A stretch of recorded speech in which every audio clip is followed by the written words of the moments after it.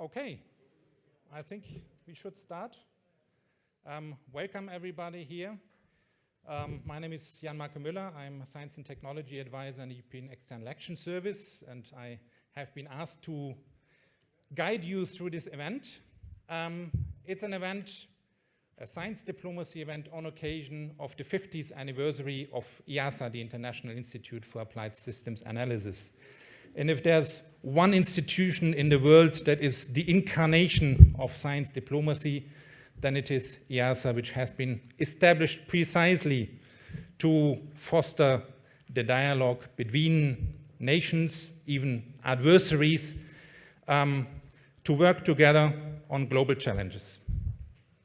Science diplomacy, of course, back then wasn't called like this. Actually, the term has become fashionable only in the last 10, 15 years or so. And we have seen now various countries developing science diplomacy strategies, establishing science advisor positions in foreign ministries, etc. Lots of things happening there. And everybody of you will certainly remember this great year 2015. If you go back in your memory, 2015, that was the year when the nuclear deal with Iran was agreed, when we had agreement on the Addis Ababa agenda on financing for development. It was the year when we agreed to Sustainable Development Goals and when we agreed the Paris Climate Accord. So it was a great year for science diplomacy. And now we are sitting here, one Brexit, one global pandemic, and one war of aggression against Ukraine later, and ask ourselves, how did we get into this mess? And how can science diplomacy help us to get out of it again? So this is what we're going to discuss today at this event. And I would first like to pass the floor to the chair of the IIASA Council, Mike Clegg.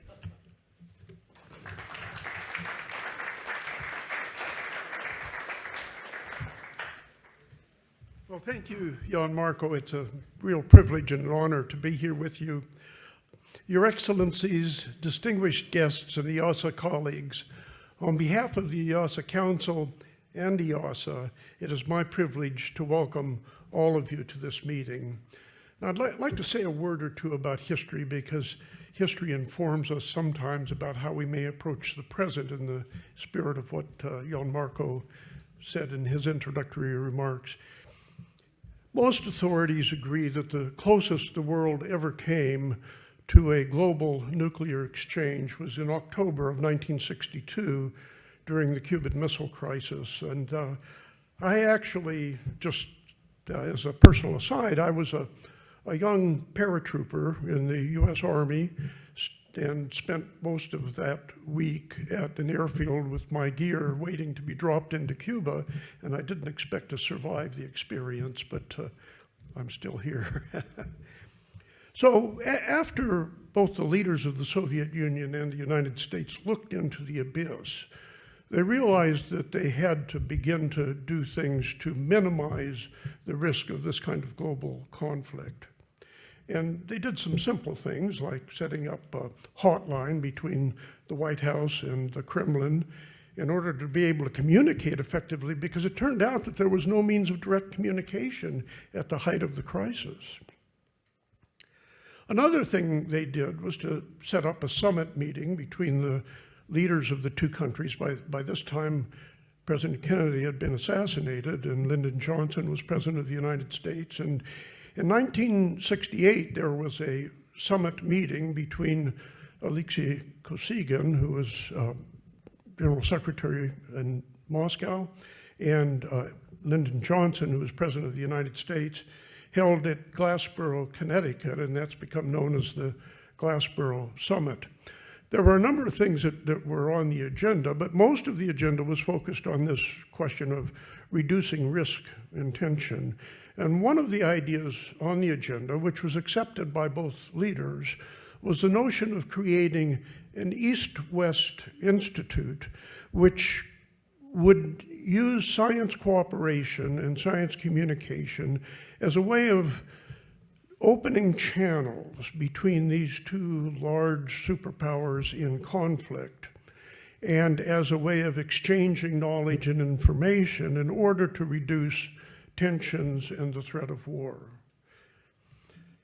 It actually took about 4 years of complicated negotiations before the present institute, the International Institute of Applied Systems Analysis, was stood up.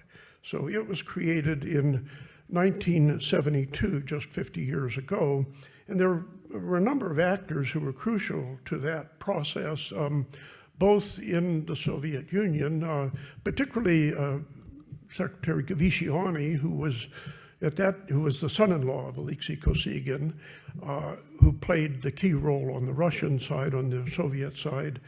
And on the US side, one of the key negotiators was Howard Reifa, who later became the first director of IIASA. But the Johnson administration left office at the beginning of 1969, so the actual formal negotiations that went on were carried out during the first 3 years of the Nixon administration. It's hard to believe in today's world where the two political parties don't communicate in the United States that this process continued. But it didn't have there wasn't the sort of enthusiasm in the Nixon administration. Nevertheless, they did approve and support it, but the key role was also played by the Ford Foundation. And as a philanthropic institute with lots of money, it was able to make a significant contribution, commitment to the beginnings of IIASA of, I think, about $3 million. And in addition, the National Academy of Sciences was involved, the Soviet Academy of Sciences, now the Russian Academy of Sciences was involved. And the institute was established, but there were a number of questions that had to be answered. One was, what was it going to do? Another was, in a polyglot world, what language would it speak? A third was, where was it going to be located? And Gvishiani agreed in a spirit of compromise and an effort to get this moving that English would be the working language of the Institute, which was a remarkable concession. And the Austrian government offered to host the Institute, now at its really lovely location in Luxembourg. And so the question remained, what was it going to do? And at that time, one of the areas of work that was of interest, both in science and in the world of business, was operations research. And so the original thoughts were that perhaps it could focus on operations research, but as the discussion progressed, they focused instead on applied systems analysis. So one of the things that makes IIASA special among international scientific organizations is it is actually a research organization. It does science, and it has a number of really first-class scientists who work here presently and who have worked here over the years. So IIASA quickly established a strong reputation for distinguished research in areas like climate. It played some of the very early work on climate change, helped set up the IPCC process, water resources, food systems, ecosystem management, air pollution, economics, demography. So IIASA became a go-to place for some of the world's best scientists. And many of the people who are famous names in fields like, for example, demography, spent time here. Nathan Kafetz, who was one of the fathers of demography, spent every summer here for a number of years. So, of course, we know that Bill Nordhaus recently won the Nobel Prize. He also spent substantial time at IIASA. So IIASA established this great tradition for science and for research, but it wasn't fundamental science. It was science aimed at solving problems of a global nature. So the Institute advances systems analysis and applies its research methods to identify policy solutions to reduce the human footprint and enhance resilience of natural and socio-economic systems. and to help achieve sustainability goals. Following the collapse of the Soviet Union in 1989, EEASA had to ask itself what was its role in the new world, which was no longer bipolar. And it began a transition to becoming a global institute, a transition which is still in some ways underway. Today, 50 years later, EEASA has national member organizations from Africa, from the Americas, from Asia, and from Europe. So we're here to celebrate EEASA's 50th anniversary. I think it's fairly remarkable that this organization has survived for 50 years in the complicated and challenging world that we live in. Let me just say that that one of the things that EEASA has decided to do is, rather than holding one big event as a 50th anniversary event, it has decided to hold events in many member countries. And this has turned out to be a very successful strategy. Not only does it save resources, but it also reaches a much wider audience. So anniversary events have been held in the UK and in Jordan, Israel, the USA, and Finland, and more events are planned for Iran and Austria and other venues. Apart from this, and in order to reconnect with former colleagues and collaborators, a number of alumni events are taking place in member countries throughout the year as well. So this is a wonderful opportunity to commemorate the impact that EEASA has had on creating a sustainable world and helping to try and address global problems. So we'd like to welcome the esteemed speakers, including Ambassador Teresa Indjein, who's Director General for International Cultural Relations of the Austrian Foreign Minister, who will be represented by H.E. Alexander Schallenberg at our event.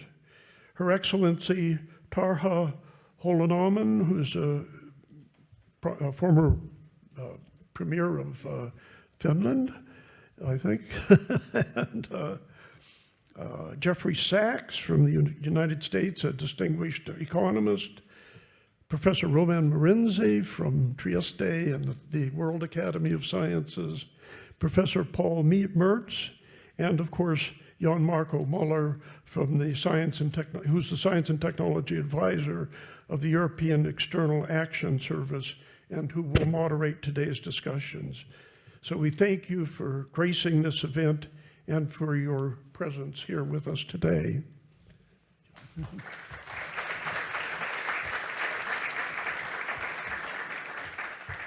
Thank you very much, Mike. And now I would like to pass the floor to the host country of EEASA, the Republic of Austria. And I welcome Teresa Indjein, who is the Director General for International Cultural Relations in the Federal Ministry for European and International Affairs. Please.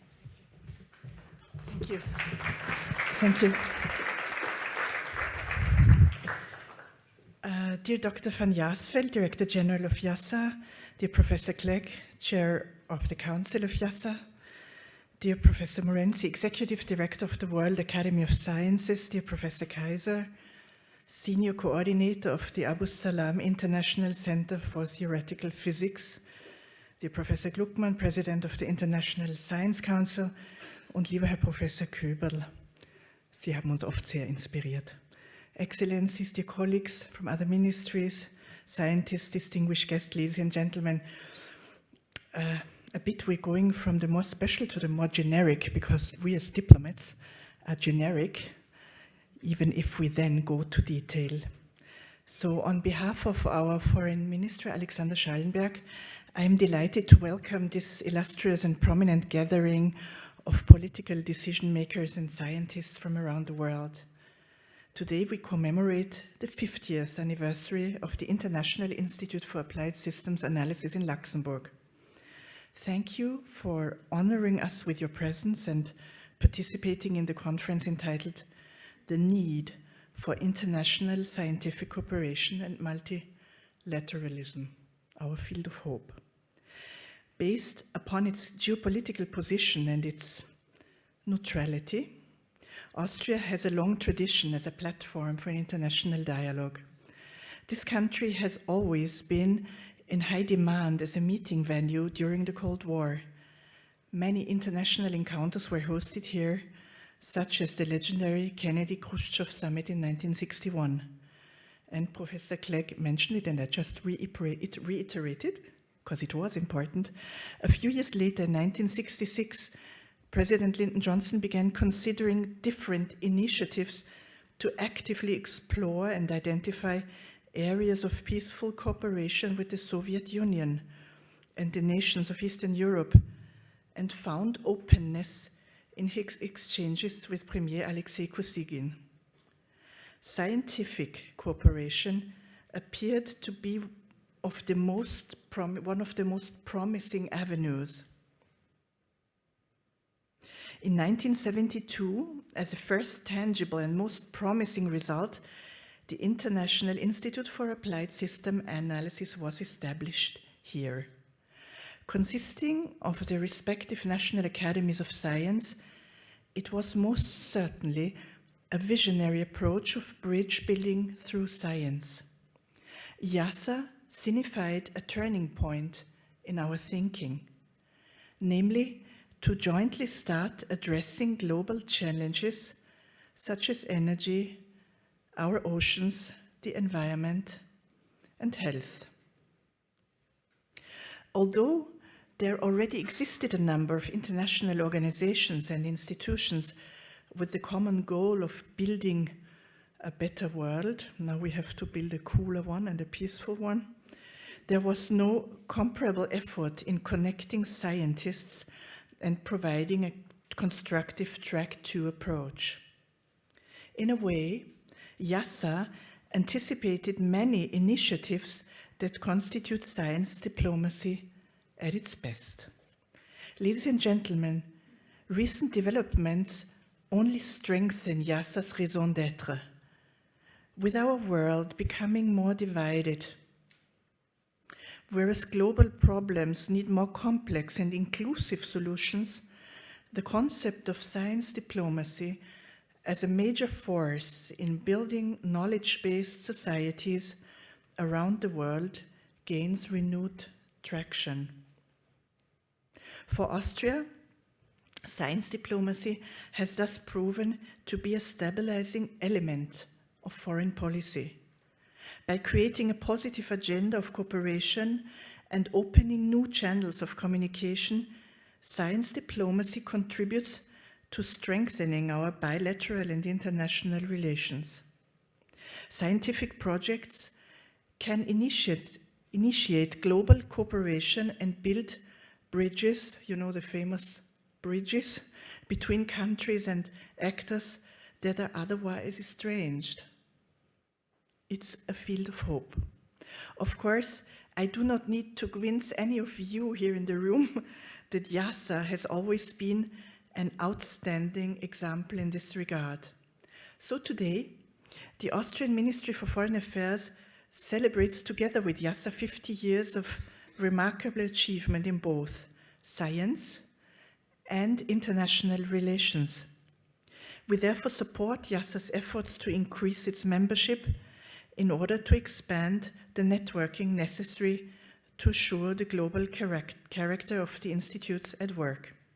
So, thank you for your lasting commitment, your unwavering engagement, and your decisive role in international relations. Thank you.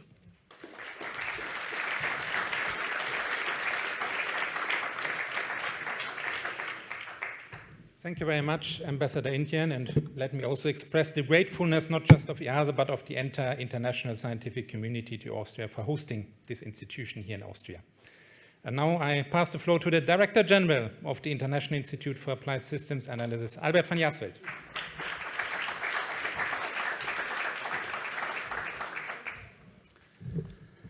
Thank you, Jan Marco, and from my side, a hearty welcome to everybody, Your Excellencies, distinguished guests, and of course all the IIASA colleagues, and special word of welcome to the YSSP students that have joined us for today. This is the summer school students that are part of our ongoing international efforts to reach out to the global science community. Welcome to all of you. It's wonderful to see people gather again in these difficult times. As you will all know, that we all hope that we're done with COVID, but I'm afraid COVID may not be done with us. So we'll have to see how this evolves moving forward. But it is nice to see people again after 2 years of hiatus. And it's really nice to be able to speak to you at this occasion of the event of the 50th anniversary of IIASA. I think the role of IIASA in science diplomacy has been emphasized by many speakers. And this is where we hope to use science as an instrument to develop a collective common interest amongst nations around the world. Without common interest, there will be no room for diplomacy or anything else that we want to pursue. Now, the war in Ukraine, of course, is a terrible reminder why continued dialogue between nation states is always critically important. I think many people that have explained to me what happened and how things occurred point a finger to the lack of dialogue and the lack of engagement in interaction as something that precipitated a terrible event that we all have to now face and deal with. But of course, science diplomacy is important. It can contribute and it can help, but it can only support mainstream diplomacy. It is only a track 2 option, but the idea is that they can complement each other in a very constructive manner. And now we've learned that there are many global problems that we face collectively that require collective and cooperative solutions, and that irrespective of the best laid plans that the scientific community can come up with to deal with particular problems, we've also learned that politics can disrupt those plans. But I always say that without science and without the scientific cooperation and collaboration, there probably wouldn't be any plans to deal with many of these issues. So maybe there is a room for both of us to take hands and move this conversation forward. I think what happened during the COVID-19 rollout and the responses around the world is a very good indication that we can do better in terms of collaborating more efficiently and more effectively to deal with global problems and crises as a human fraternity. We face multiple crises at the moment. I'm not even going to list them. You're all aware of them. But it seems to me that these crises are cooperating slightly better than we are at the moment. And I think we need to get our shoes on, and we need to make sure that we move these crises backwards and we cooperate effectively and efficiently. Now, thank you from my side for joining us. I'm looking forward to an invigorating conversation today around science diplomacy. Let's explore all the avenues of that difficult conversation. Let's discuss those matters. And from my side, again, thank you for taking the time and joining us on this occasion, but also to discuss something that is very dear to the heart of IIASA. Thank you.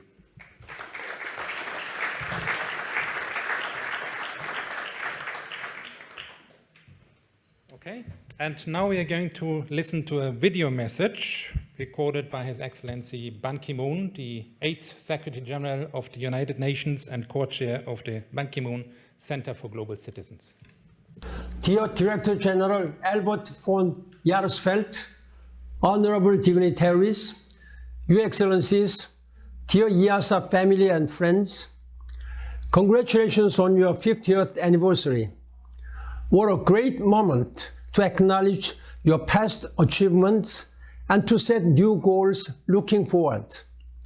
Since its establishment in 1972, I have witnessed IIASA facilitate international scientific cooperation to find solutions to complex global and regional problems. And throughout the decades, IIASA has successfully provided scientific insights to policymakers worldwide on issues such as tackling climate change, strengthening disaster resilience, and improving energy, food, and water security. IIASA has become a scientific compass in multiple processes of transition as a world leader in applied systems analysis. With the global problems becoming even more complex and increasingly urgent, and the world more divided, IIASA's efforts to help build trust between nations through science couldn't be timelier and more crucial. I believe multilateralism, dialogue, and solidarity are the drivers for building better relations between countries. International scientific cooperation is one of the key instruments that will allow us to make progress towards our common goals faster and more effectively. For scientific cooperation to work effectively, science needs to be inclusive, which can only happen if capacities are built also in developing countries. Building the capacities of young researchers and scientists is a crucial and a prerequisite for science to become more inclusive. This also means that the way that science and research is funded needs to change from the way that it is today, so that local and regional priorities are the targets of this research. IIASA is in a unique position to bring together the global, regional, and local research community to ensure a sustainable, prosperous, and dignified future for humanity. Scientific knowledge belongs to all and should not be at the cost of politics. Irrespective of the multiple crises we may face, IIASA will continue to deliver impact across the world through scientific input to international research processes and negotiations. IIASA and its member states, spanning from Africa to the Americas, Asia, and Europe, deserve our full and continued support. I wish you another successful 50 years of building bridges between science and policy, between challenges and solutions. Thank you. Danke schön.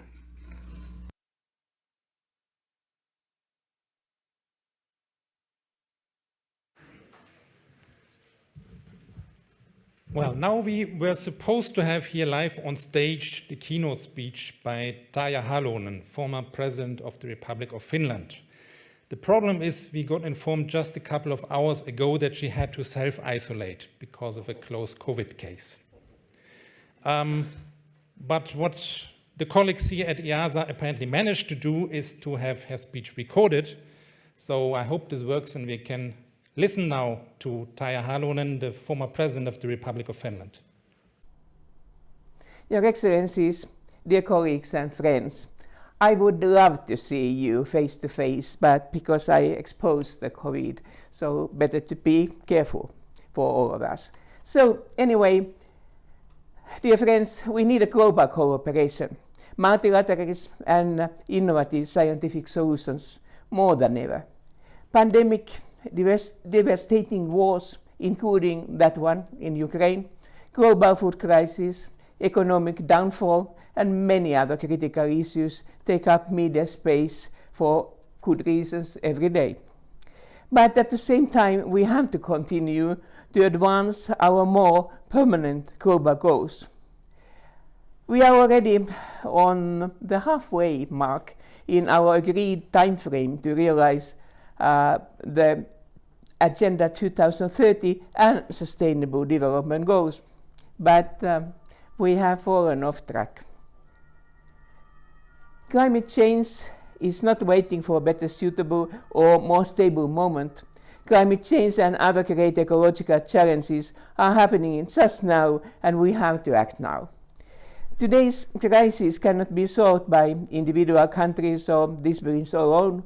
They are complex and demanding problems and require international cooperation across all scientific disciplines and knowledge communities. So hence, one of the main principles of the universities is also today the fact that they have an autonomy. In Finland, this university autonomy is even secured in our constitution. At the moment, universities have to navigate very complicated issues due to the current political situation. Russia's attack in Ukraine and following a brutal war has required strong response from EU and other countries and organizations toward Russia. Decisive measures are indeed needed, but many questions regarding scientific collaboration arise. This is something to reconcile in time we live in now. Dear friends, work on issues too large or complex to be solved by a single country or academic discipline has been in the heart of IIASA's research and the reason we are here today.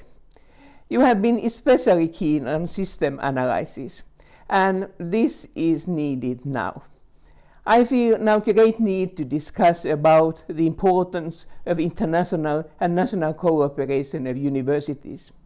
Particularly, I want to mention the effects to the sustainability transition in general, but also for universities themselves to reach their own sustainability goals.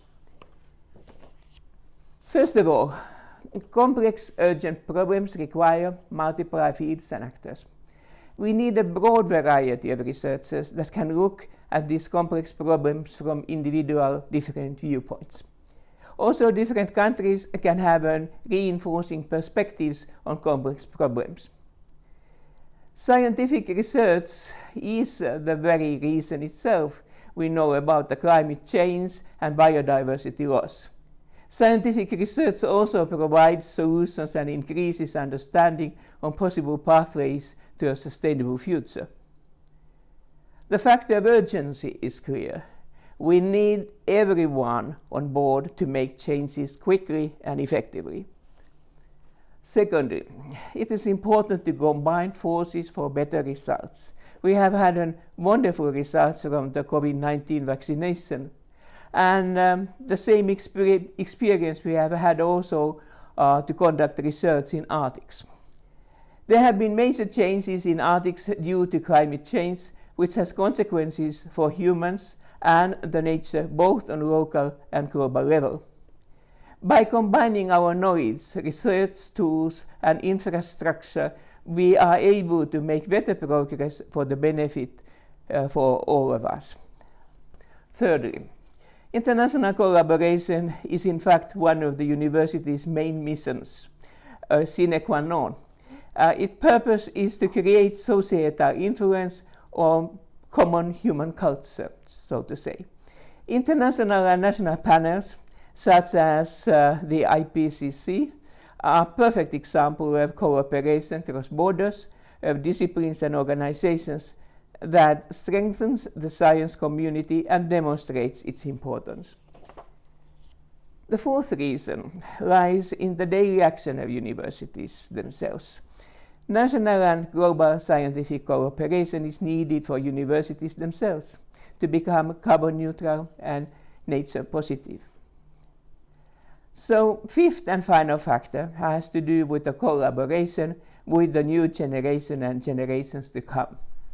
We need to develop know-how in sustainability issues for the future generations to be able to continue this work with the good knowledge on these issues and everywhere and with everyone.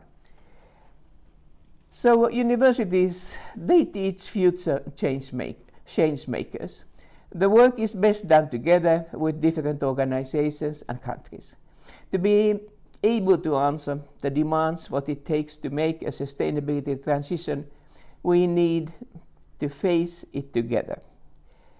Una Europa is a great example of a program that relies on collective strength and brings together universities to deal with sustainability issues. UNA has a broad audience, since students with the minimum of bachelor's level degree can take part in the program. EU exchange program Erasmus has also played a key role in building a sense of unity and cooperation in Europe. I dare to say that how sorry I am that the UK has left the EU. The Erasmus program has been very important for our common future. Dear friends, up until last year, I served as chair of the board of Helsinki University, so I know it quite well. The university is the biggest university in Finland. It's also one of the top universities in research on, for example, climate change, air quality, health and biodiversity, and the Arctic. The research is done both with collaboration within the university and internationally. Let's take some examples. Institute for Atmospheric and Earth System Research, so-called INAR, is a good example of the multi- and interdisciplinary research unit that promotes international cooperation on sustainability issues such as air quality. And it has a cooperation now already in over 50 countries. University of Helsinki has also had a successful international program such as the Atmosphere and Climate Competence Center, ACCC, and Pan-Eurasian Experiment Peaks, focusing, for example, on atmospheric issues globally, and climate change and air quality in northern Eurasia and China. It is important to harness knowledge from different knowledge communities and enhance dialogue between them. In this context, I would also like to mention the words indigenous communities. They have crucial knowledge in different areas of the climate change, and we need to value the experience and knowledges of these communities. Dear friends, I think you are happy to be part of the IIASA's activities. I have been in some events some years ago, and in these summer events encourage many young talents to pursue their careers in the science field, and they were for elder ones also very, very interesting. Our today's event is very topical, and it will give us all a lot of think about.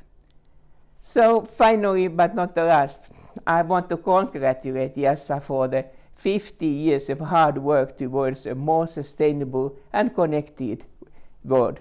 Your efforts are very needed, especially the world of today and tomorrow. So congratulations, good luck, and thank you that I could be with you even with this way. And thank you once again to the IIASA colleagues who quickly managed to record this. I was just wondering whether former Finnish presidents always have a Finnish flag in their suitcase, or whether we managed to arrange it. Now we come to our second keynote, and this is going to be given by a long-standing collaborator of IIASA, Jeffrey Sachs, who's the director of the Center for Sustainable Development at Columbia University in New York. And I think he should be connected remotely. So, Jeff, are you there? I am here. Wonderful. We have a packed auditorium here, and we look forward to your reflections about the state of affairs. Thank you.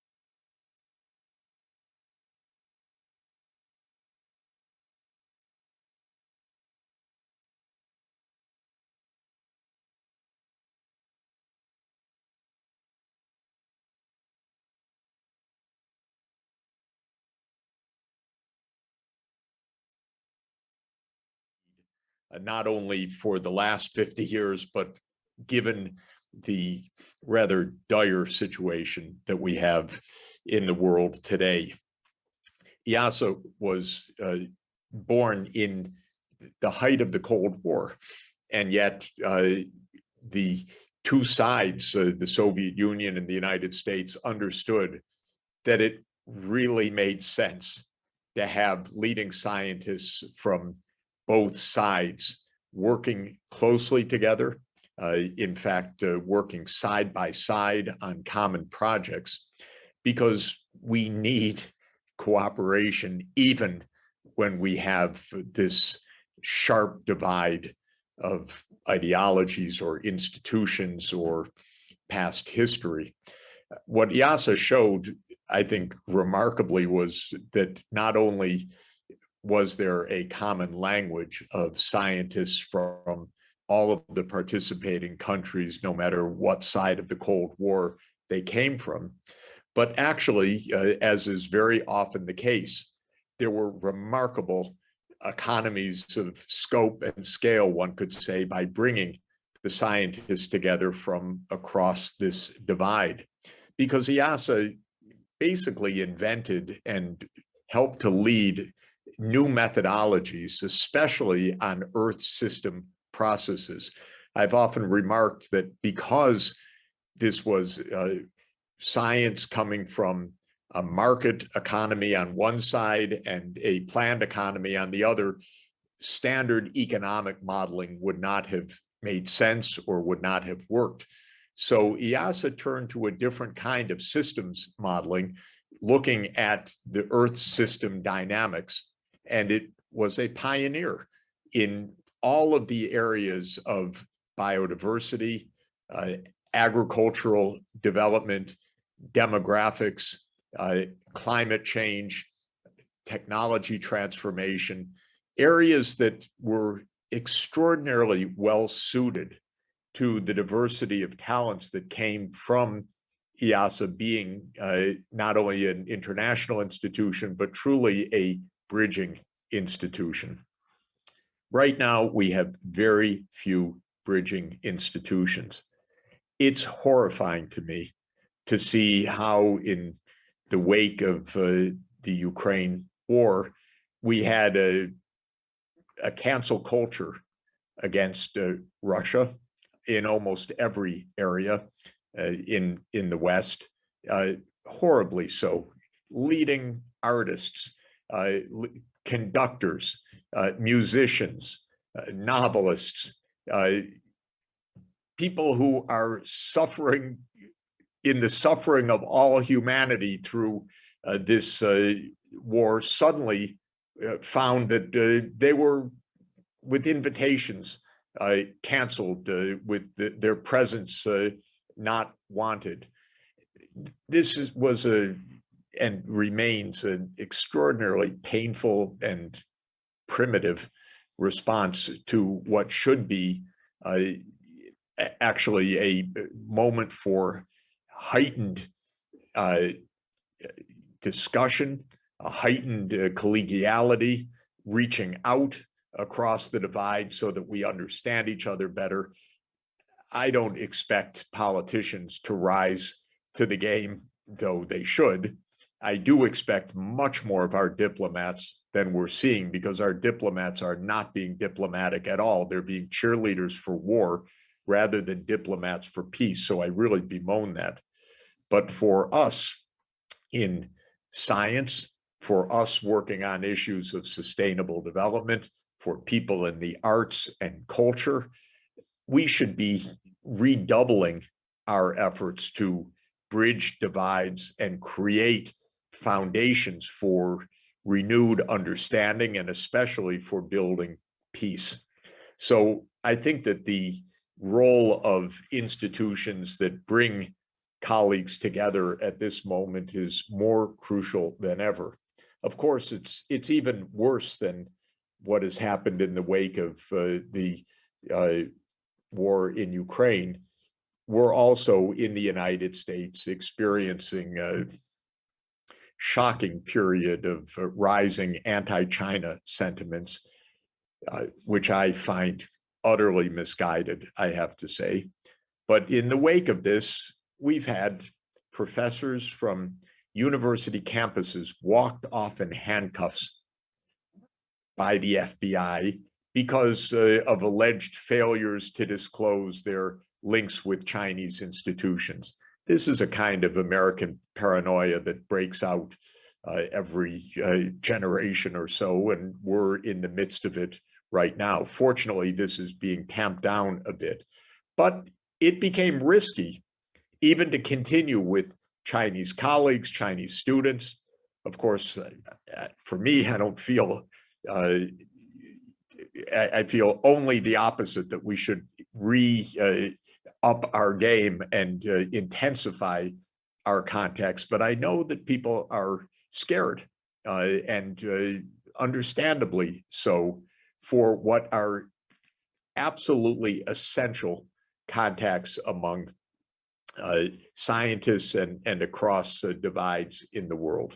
So I would say that we have a number of absolutely paramount reasons for championing IIASA, for building institutions with the image and lessons of IIASA. And I certainly tried to do that when I helped to steer the UN Sustainable Development Solutions Network, trying to draw from my understanding of IIASA to help build a global network of universities for the Sustainable Development Goals.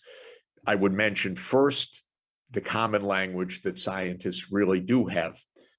We are trained across the world to look at natural laws, natural facts, engineering, and human systems in ways that really create a common language that is global and therefore invaluable. Second, as I mentioned, we learn from each other by having a diversity of scientific backgrounds and cultural backgrounds on scientific teams. In fact, there's absolutely no way to understand the world and understand the challenges of sustainable development or the solutions to climate change unless we really understand the contexts of different parts of the world. And global scientific teams are necessary to make that possible. Third, most of the challenges that we're facing right now, whether it is pandemic disease or climate change or artificial intelligence systems or other new technologies, are so specialized and so much part of narrow communities that where there's an extraordinary concentration of very high level knowledge, but where the public has very little understanding of the debates and therefore is suspicious, often resentful, often without trust. And we saw this with the pandemic. We see it with our attempts to face climate change. We really need scientific collaboration to help scientists be science citizens also, to be science educators for the public, to do public outreach and trust building. And again, institutions like IIASA are crucial in that role for public understanding and also training scientists to play that kind of leading role in society to build trust and to build understanding. Well, in this period of intense and possibly even still rising nationalism, I think the crucial role of these scientific linkages is more essential than ever. And I hope that all of us friends and admirers of IIASA and beneficiaries of IIASA in many ways by the chance to join in IIASA's remarkable, I'd say unique programs of study will raise our voices and reach colleagues that otherwise would feel isolation or would feel even fear in the current context, and to insist to the politicians together, let us be global citizens. Let us ensure that we don't deglobalize, as is the phrase of the day, that we don't break the ties across societies, that we don't create a new, deeply divided world as some politicians see fit, but that we keep the benefits of a common shared humanity and a common shared scientific outlook so that we can solve problems together. So happy birthday, IIASA. Thank you for letting me make a few remarks today.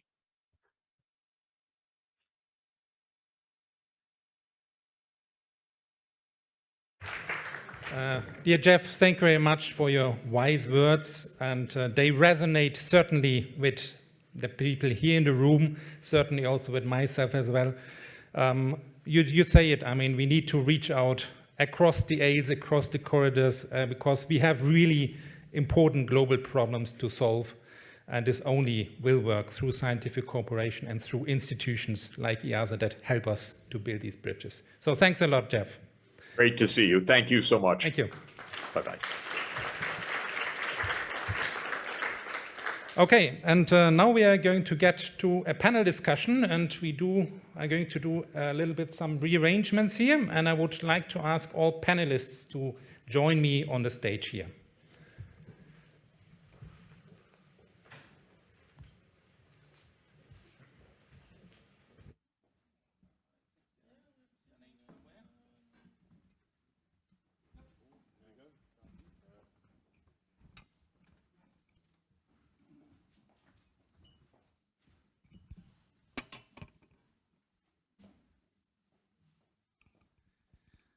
Okay, welcome to this panel discussion, which has the title International Scientific Cooperation as a Conditio sine qua non for Global Sustainable Development.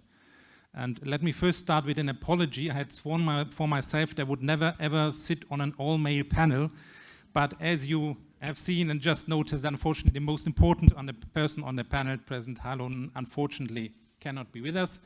But moreover, we are very happy that at short notice, our colleague Christian Koeberl, who is actually the Austrian council member of IIASA, was able to join us on the panel. So thank you very much. And I would like to introduce all our panel members. And actually, we have one panel member connected virtually, and I hope this works.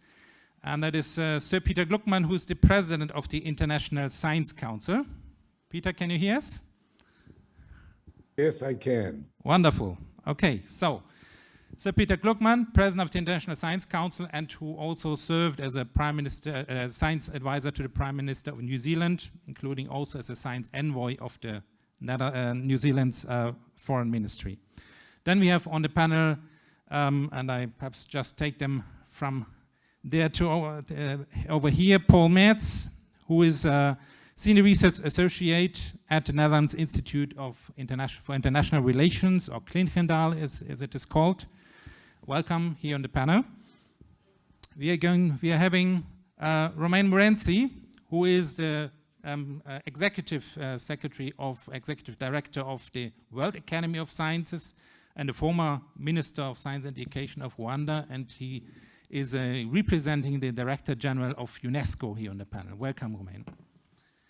Then we are going to have Albert van Jaarsveld, whom we have seen already before, Director of IIASA, and Christian Koeberl from the University of Vienna, former Director of the Natural History Museum here across the street, and who is, as I said, a member of the IIASA Council for Austria.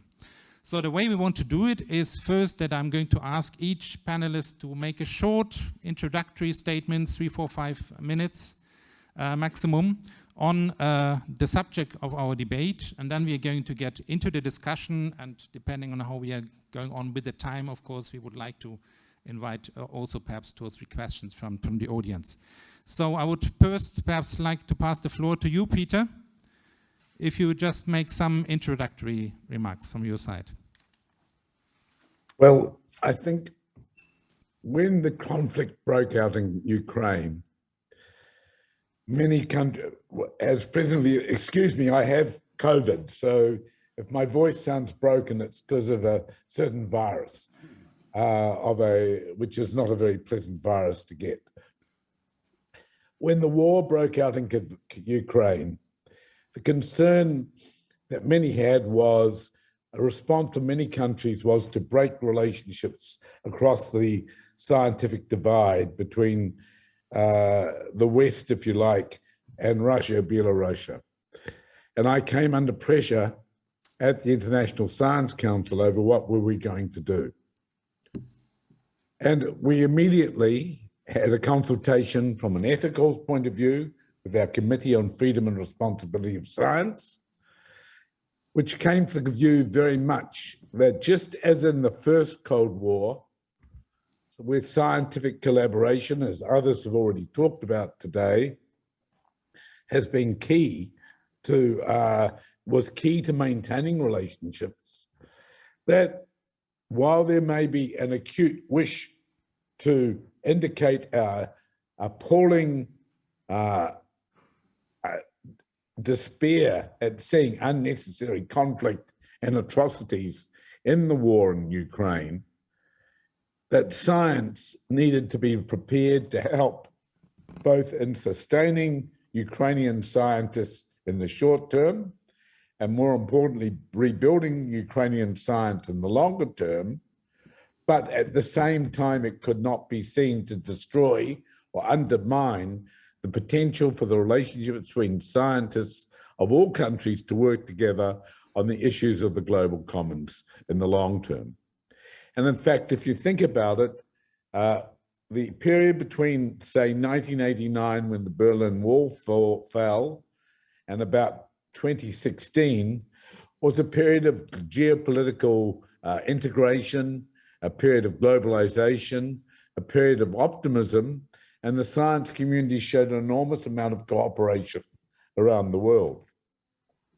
We're now in an area, and in that time, track one science diplomacy run by nation states, big and small, and I was a science diplomat for a small country, was very effective.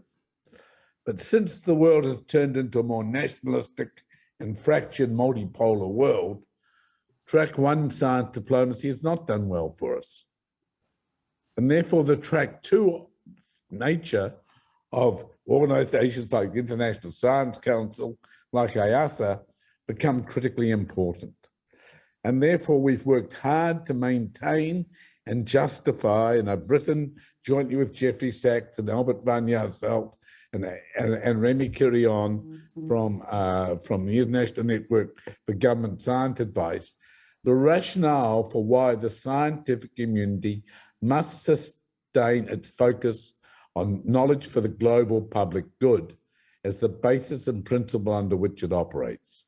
We cannot afford a world where the fracturing of data, the fracturing of information is such that progress on the sustainability agenda is even more disrupted than it has been already. I'll turn to this later in my final remarks, Jan Marco, but I think the bottom line for my introductory remarks will be simply, we cannot afford science to be fractured and become just a tool of geopolitics. Thanks a lot, Peter, and thanks a lot, of course, for joining despite your personal circumstances, and we wish you all the best. And now to Albert van Jaarsveld, if you can share perhaps your views as Director of IIASA. Thank you, everybody, and from my side, this is an issue that I think is really important to IIASA. We face some tremendous global challenges. Ban Ki-moon mentioned them earlier, from climate change, food, water, energy security, inequality, human migration, and of course the recent pandemic. And we know that we can't solve these independently and unilaterally as individual nations. We have to cooperate and work together to solve these problems. And there's a degree of urgency, as we heard from the former president from Finland as well, that these issues have to be addressed quickly and rapidly and through collaborative actions. We cannot wait for a better time or a better opportunity. It will be too little, too late. or otherwise we'll know exactly what we should have done. So when political barriers arise, as Peter has just explained, through political developments across the world, we cannot set aside the global 2030 agenda, Agenda 2030, and all the other issues that we have to tackle. We do know that there's been a call for sanctions that have been imposed, as we heard from Jeff as well, in response to the war in Ukraine. I think there are two sides to that particular imposition of sanctions that we have to keep in mind. I think all of us collectively understand the need from all of us to express our outrage at what the Ukrainian people are being subjected to in Ukraine. And I think we should express that view clearly and honestly at every opportunity that we can. But we also know that there will be a world after this war. And we know that we have to keep open certain dialogue channels to ensure that the entire scientific global community can participate in our finding the right solutions for the global challenges we face. So using sanctions as a blunt cancel culture instrument is not going to solve the problem. We have to be more strategic when we think about sanctions. And strangely enough, when it came to economic sanctions, governments were very strategic. Energy was dealt with differently from other aspects in that regard. Yet, when it comes to other areas of work like science, we tend to throw strategy abroad or overboard. Strategy in the scientific area is also important. We need to find a way to maintain critical linkages to ensure that we don't do lasting damage to our multilateral science system. Our multilateral science system was carefully crafted over a number of decades, and a reversion to nationalistic views will break that down, and it will be significant consequences for our ability to tackle these global challenges. I also want to touch on another dimension of the move towards more nationalistic scientific agendas, because it also undermines a key component of that which we treasure, and that's academic freedom. Who wants to work in a world as a scientist where your national governments tell you who and who you can collaborate with, and under what circumstances you can collaborate with them?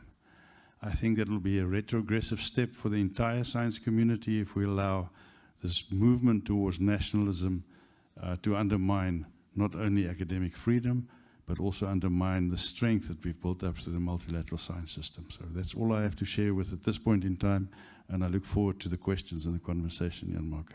Thank you. Thank you, Albert. Very important reflections. And now I pass the floor to Romain Murenzi, and I understand that you have prepared a few slides for us. Yeah. Thank you very much. Good evening to everybody. So I am honored to be representing the Director General of UNESCO, Audrey Azoulay, who unfortunately could not be here today.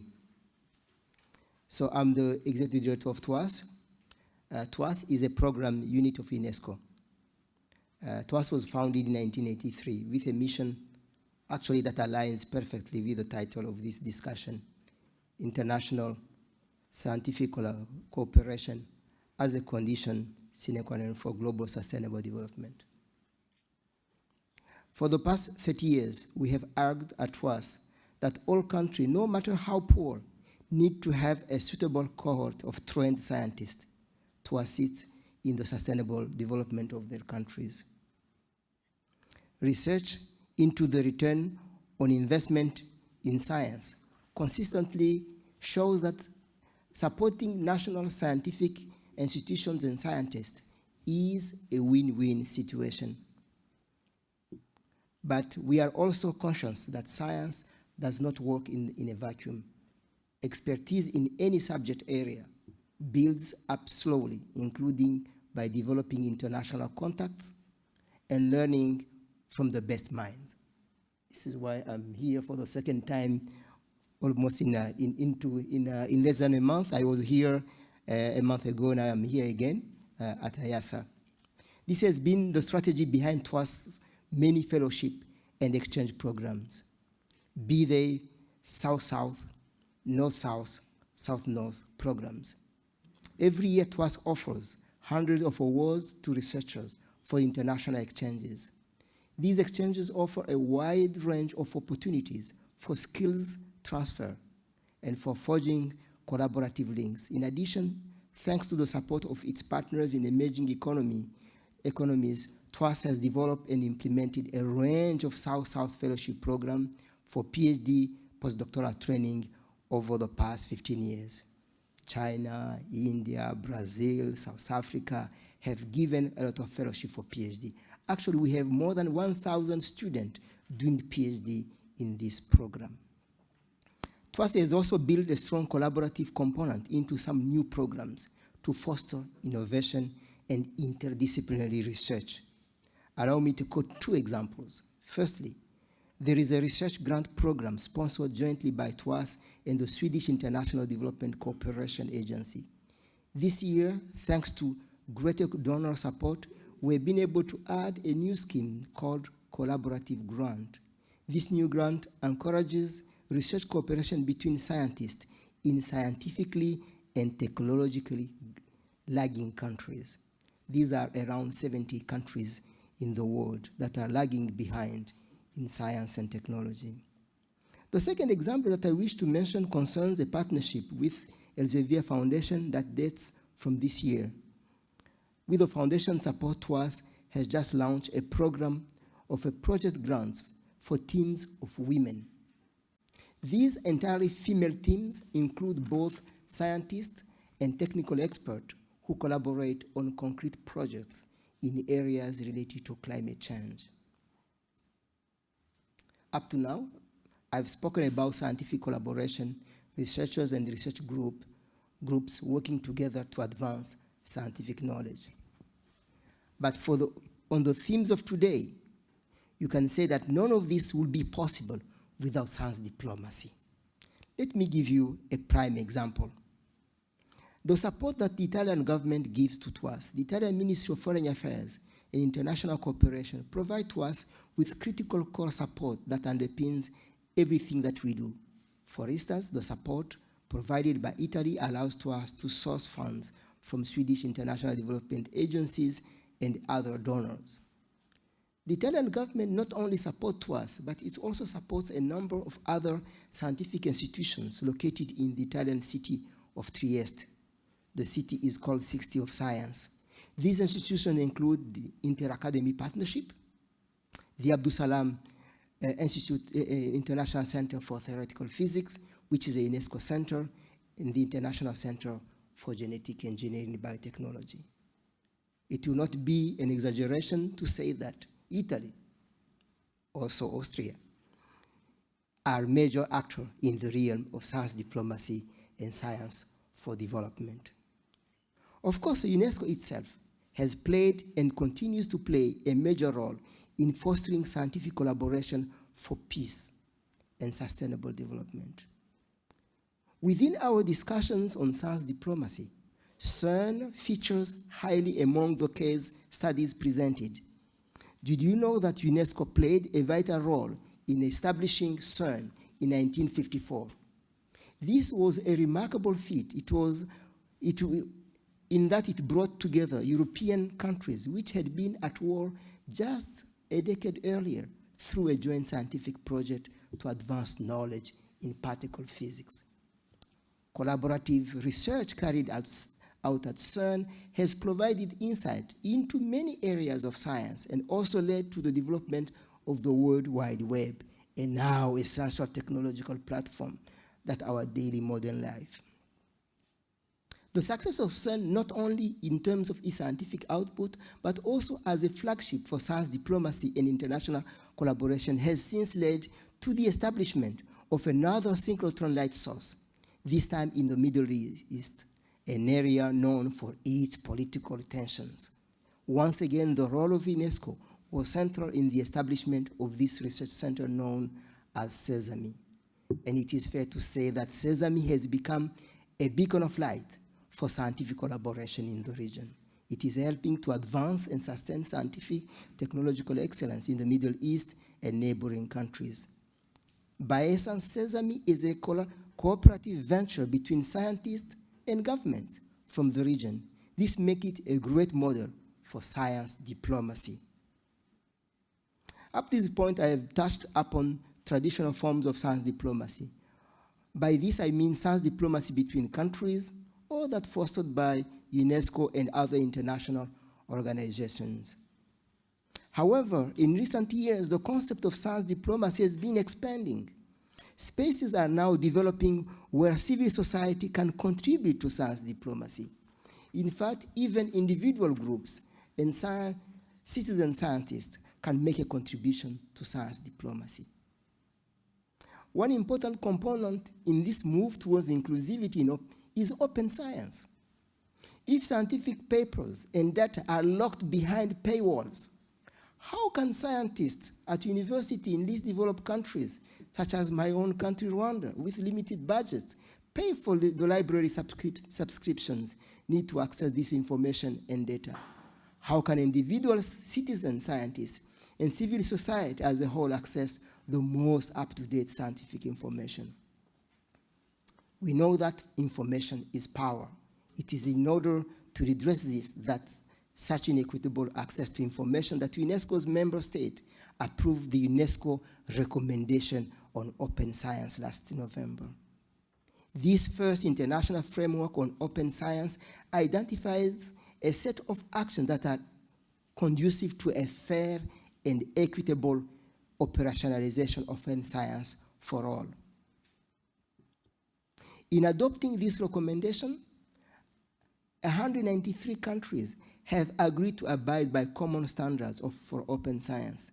They have adopted a common roadmap by rallying behind a common definition of open science and set shared value and guiding principles which strive to make science more inclusive, more democratic, transparent, and more equitable. But not least, last but not least, you might be aware that this year has been proclaimed the International Year of Basic Science for Sustainable Development by the United Nations General Assembly. This year is a great opportunity to promote basic science, to raise the awareness among policymakers and the public about the importance of basic science in decision-making and the impact that investing in science is actually important. We have seen what happened with leaders all over the world in the lack of science literacy. Science literacy has become actually a key issue. That is why basic science is very important, because it builds the critical thinking of the mind. UNESCO is inviting scientists everywhere to see this opportunity to promote basic science over the next 12 months. So I am thus delighted to invite you all to attend the opening ceremony for the year at UNESCO headquarters in Paris. This ceremony is taking place just in a few weeks' time on July 8. I hope to see you there. But allow me also to say congratulations for the 50th anniversary of IIASA. I thank you. Thank you very much. Thank you, Romain, and I may add, CERN was actually the first place where Germany and Israel cooperated after the Holocaust. So the first form of cooperation was in science, actually. So now on to Paul Meerts, who is a politologist at the Clingendael Institute in the Netherlands. Please provide your view. Thank you very much. As the President of the Council said, IIASA was created through negotiation. So the first director of IIASA said, well, then we have to take a closer look at negotiation. Why? Because negotiation is not only about cooperation, that's nice, it's about cooperation and competition at the same time. And how are you dealing with that? And Howard Rafer wrote a book, The Art and Science of Negotiation. It's a very interesting title. Is it an art, is it science, or is it both? If it's art, then we cannot learn. Because, you know, the ambassador will say, it's inborn. But maybe it's science as well, so we might learn. Rembrandt had to teach himself painting techniques. Otherwise, he could not express his genius. If I'm going to teach myself the same painting techniques, then I won't be Rembrandt. So it's a combination of the two. multilateralism here comes in. Problem with negotiation is to negotiate is more difficult than to use your army, especially if you have a very strong army. It's much more easy to use your army than to have a viable negotiation process. And so how could we try to understand negotiation better as an alternative to warfare? Because warfare and negotiation, war and words, are two sides of the same coin. And if you can have an alternative that is strong enough to keep war away, then it would be a very useful study. Now, mankind understood that because negotiation is so vulnerable, we have to create regimes. We have to create organizations. It already started in Westphalia, but then in Vienna, 1415. And in Vienna, they said we need to work together structurally in Europe in order to create some kind of equilibrium, right? And then in the end, let's say if we take a huge jump, we ended up with the European Union. And the chair of our meeting here at the moment is, of course, of EEAS, the External Action Service. And the European Union is really a very interesting example of a structure of a regime that is protecting negotiation processes, and thereby negotiation processes will be effective. If we look at the bottle I have here, we might say the bottle is the European Union, and the water in the bottle is the process of negotiation. And what is it about? Is it about the bottle or the water? It's about the water. The bottle is there for the water. The water being the process of diplomats being together in Brussels, getting Brusselsized, Germans and Polish representatives talking together. And this is, I think, what the European Union is for. But let's not be too idealistic, because in the European Union, we are still defending our own interests. We're still fighting for our own interest. But we're not fighting with weapons. We're fighting with words. In a way, nothing changed since the 16th, 17th century. We are still fighting for our own interest. But the mode, the way we are dealing with it, is different. It's with words instead of weapons. And in that sense, you might maybe define negotiation as war by peaceful means. Thank you. Thank you, Paul. And now, Christian Koeberl, well, you work as a natural scientist in academia. So what's your experience and your contribution? Well, thank you for including me. Being the last one, of course, means that more or less everything has already been said, just not by everybody. So I'll try to take my turn here. Now, as you know, I'm a replacement here, and the question about stepping in here reached me about 2 hours before the event began, leaving precious little time to think about anything.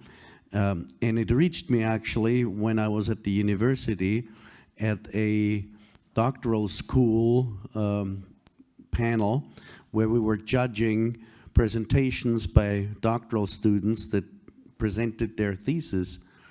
And sitting in the tram coming here, I was thinking, so we had students presenting at the University of Vienna in the geosciences, where I'm a professor, about coming from Indonesia, from Egypt, from Spain, from China, from Austria, and a few other countries. And that is already an interesting observation. Science, even at one of our local universities, is a global undertaking. And students are moving around, fortunately, relatively freely today.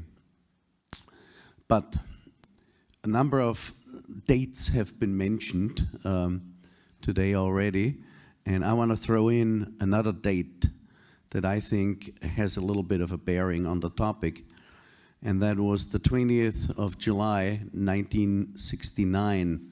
I'm sure some of you will remember that the significance of that date. This is when Apollo 11 landed on the moon, and the first humans set foot on the moon, and they left a plaque there that said, "We came in peace for all mankind."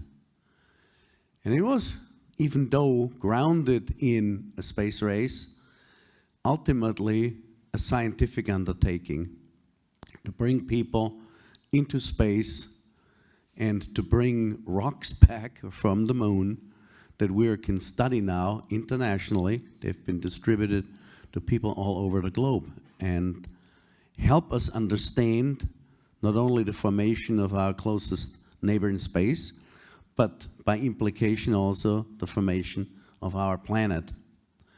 And when we're talking about the planet and understanding and how did the Earth form and how did the moon form, some people might always ask, yeah, what's that good for? And I have two different answers to that, because I've been asked that question many times, and today's topic here has the word development in it and so on. But science is not only there for development, science is not only there for an immediate use. And my two examples are, when you ask me about the use of science, I counter and say, what's the use of a symphony by Beethoven? Does it have a use? I don't think so. But we like it, we enjoy it. Like we like to find out as humans how the universe formed. And the example of CERN has already been mentioned. I have a few more examples about collaborations like ESO, the European Southern Observatory, which is not just European, but it's international, and other international laboratories, telescopes, where people from around the world collaborate to try and understand where do we come from. But my second example, by the way, is also, when we talk about the use, I ask, okay, but give me a time scale, you know, when do you mean we have to use it? Because, for example, when Copernicus was proposing that the Earth moves around the sun and not the other way around, that hypothesis was of absolutely no use and consequence to 99.999% of all the population out there at the time in the 16th century. However, today, 500 years later or so, our whole communication and many other endeavors in the world depend on the correct answer. So what might be sounding esoteric today could be of very important use 200, 300, 400 years from now. And what for a geologist is a few hundred years, we're talking about millions of years and more. But my last point here is, or 2 points I wanted to make at the end, is there's a, I'm sure you know Carl Sagan, famous astronomer. He coined the famous term of the pale blue dot when looking back from space to Earth. And I think what's important to note is that astronauts noted that too, when asked kind of, when they looked back on the Earth, what they saw. One was supposed to have commented and says, you don't see any national borders from space. Boundaries are something artificial. They change, they're drawn on a map. And 100 years ago, that map looked different, and in 100 years, the map will look different. It's all just important that, of course, we come there with peaceful means, but today's events have been mentioned many times, so I don't want to do that too. But you know, nothing focuses the mind as much as an impending disaster, maybe against which you can or cannot do much. And one of the topics as a natural scientist that I'm working on, this is my field of research too, is impacts of extraterrestrial bodies on Earth. And of course they happen every now and then, fortunately not very often, but there are something like 30,000 asteroids known currently that are in orbits that could be on a collision course with the Earth. And I'm not sure if some of you remember, but only a few years ago, 9 years ago to be precise, there was an explosion of an extraterrestrial body in the atmosphere over the area of Chelyabinsk, Russia, where a small extraterrestrial object, a stony meteorite, about 20 meters across, exploded 25 kilometers above the Earth. In the 65 kilometers distant city of Chelyabinsk, walls were knocked over, windows were broken, and 1,500 people were injured, so they had to go to the hospital. Had that explosion happened closer to an area where people live, there would have been thousands of deaths. This object was only 20 meters across. It was not one of the ones we knew, and it was something that happened out of the blue. Nobody knew it was coming. It just happened. And it can happen again, and it will happen again, and it will kill people.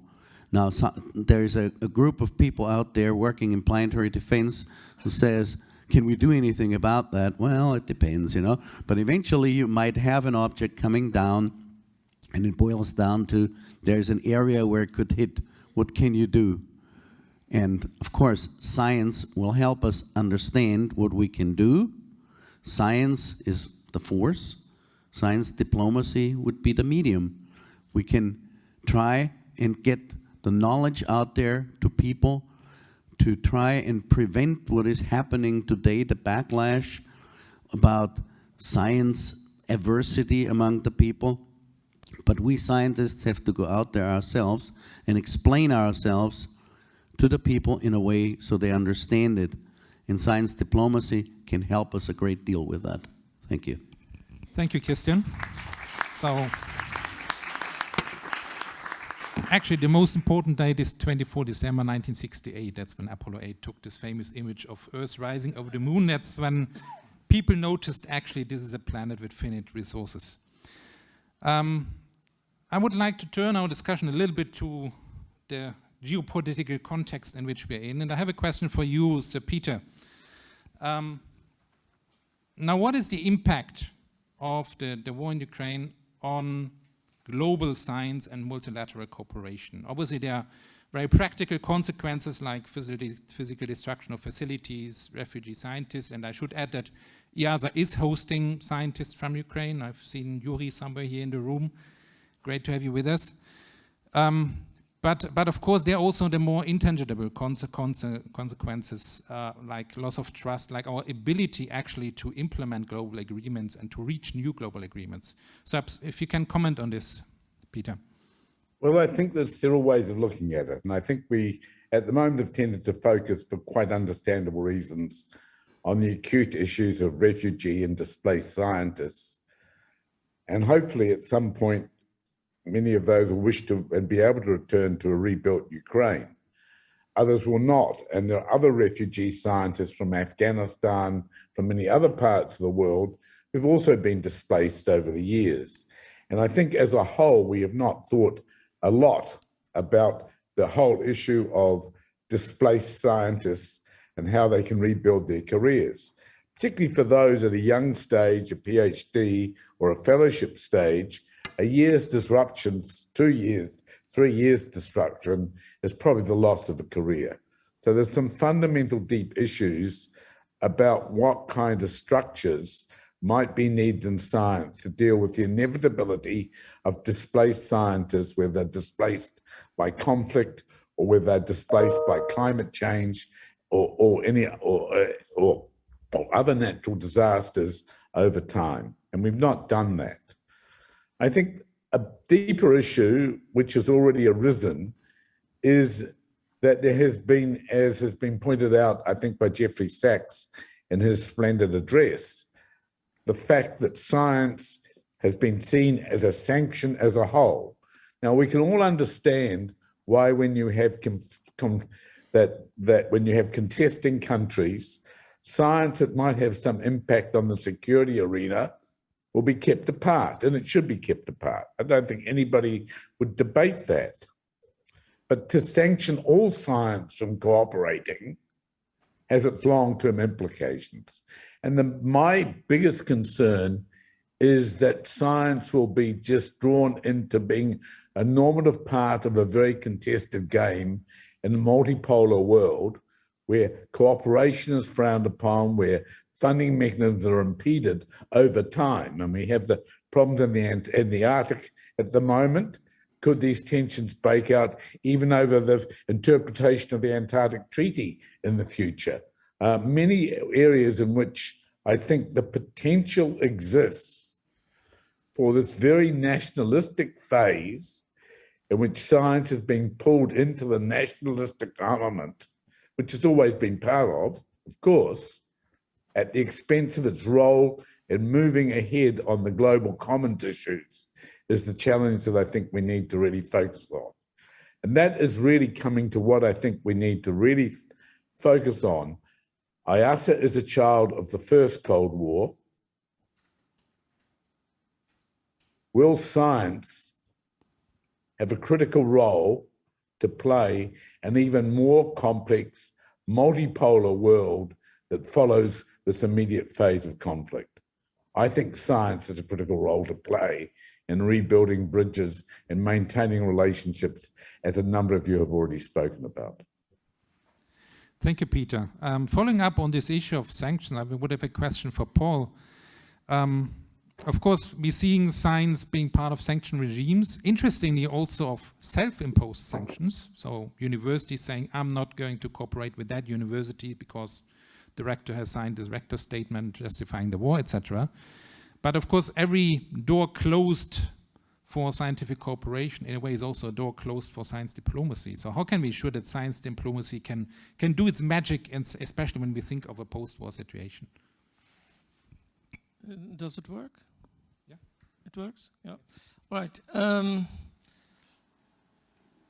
you know, REFA created in 1986 at IIASA the Process of International Negotiation Network, and it's publishing a book a year. Last book is on China. With Chinese participation, we are now working on a book on identity and nationalism, identity and negotiation. It is, of course, extremely difficult to understand the main issue in negotiation, for example, and that is when should we break down, yes or no, the certain lines of communication we have. But the negotiators are saying, you should always go on talking. Always go on talking. Because it's always cheaper, it's always better, you'll save human lives, you'll save a lot of destruction. And I'm absolutely sure that at the moment, the Russians and the Ukrainians are talking in secret. You know, the Israelis are talking in secret with the Iranians. I mean, these things happen, we are not allowed to see it, but it is happening. So the point is not so much are we talking, the point is when does the moment come that the war in Ukraine, to take it as an example, will be taken over by, well, at least a ceasefire, and then maybe later on some kind of agreement. And if you look at negotiation science, if you can call it like that, the idea is, in theory, that this will only happen if both sides are exhausted, if there is a mutually hurting stalemate. But this means that the war will have to go on until both sides say, I hate you, but I'm exhausted, so I want to talk with you. And that's a very hard lesson. And we often see, let's take as an example the Karabakh issue, that governments know they will have to negotiate. But they also know if they do this too early on, their own constituency will not accept it. For example, an Armenian minister who had an agreement with Azerbaijan at the end of the 90s, where everybody knew for 20 years that another war will be coming up, and Armenia being poor, more poor than Azerbaijan will lose. They knew. But when they had an agreement, that minister of foreign affairs was shot in the Armenian parliament. So what do you get? You get that the Armenian government knows that the Azerbaijanis are going to wage war. They also know that they can only viably negotiate after they will lose the war. And that is a kind of disastrous conclusion, that you need this kind of destruction in order to start renewed cooperation. And to look for the balance between cooperation and competition is what we try to do. And IIASA is trying to do. Thank you. Well, you mentioned the importance of talking to each other, and my question would be to Romain. What's the importance of people-to-people relations in this context? Because, you know, when you have worked with somebody for, whatever, 20, 30 years, you have trust in that person. So what would be your view on this? I think this is very important. I was a refugee. I was born in Rwanda, and my family fled to Burundi, and I spent 23 years as a refugee in Burundi. And since then, I've been going around the world. And one day, I returned back to my country of birth, Rwanda, after a certain number of years, because I had an opportunity to be trained. So in Burundi, I was a mathematician. I was a teacher in math. So I was lucky to get a scholarship to go to Belgium. From Belgium, I went to France. I went to the US, even became a US citizen. Even I thought I'd never return back to Rwanda. And one day, when the genocide ended in Rwanda, the government of Rwanda asked if I could come and support, build the education system. So this means that the scientists that we see today, the refugee of today, may return back to his own country later on. Even the boys or the girl that we are seeing, these children from Ukraine that are living now, they may return back at some point to rebuild their own country. So this is something that is very important. So supporting the scientists in the country, in Ukraine, those who feel that this is possible, give them support now. Somebody, a dead lion is a dead lion. A live lion, if you are a you are a rabbit, you are alive, you can always come back and do something. But if you are dead, you are dead. So this means that if a scientist is threatened and you think you can support, it is very important. This is why IIASA and TWAS and IAP, we did launch this call for action for refugee, for scientists at risk and refugee and displaced scientists. How do you create a dialogue in the country where the person is? He's displaced. How do we help him? How do we help him when he's in a country in a war? How about the person who, in the country that is at war with the other one? How do you help him? So I think channels of communication is a key. The other thing we have to understand is that when there is war, there is a scientific infrastructure. You want to help, for example, to protect the hospital. You want to protect this, what they call key infrastructure. But scientists also are a key, human infrastructure or soft infrastructure that need to be protected. And I think that IIASA could bring to the discussion some kind of systems analysis issue. What Jeffrey Sachs mentioned, when a scientist in an enemy, say, country, you don't want to reach him. You want to block those scientists completely. This is not right. But how can I do really a study? Do a study, do a survey. What can you do? So that, I think, can come only through a scientific investigation. We talk all about natural sciences, but social sciences are very, very central, because social sciences actually determine human behavior.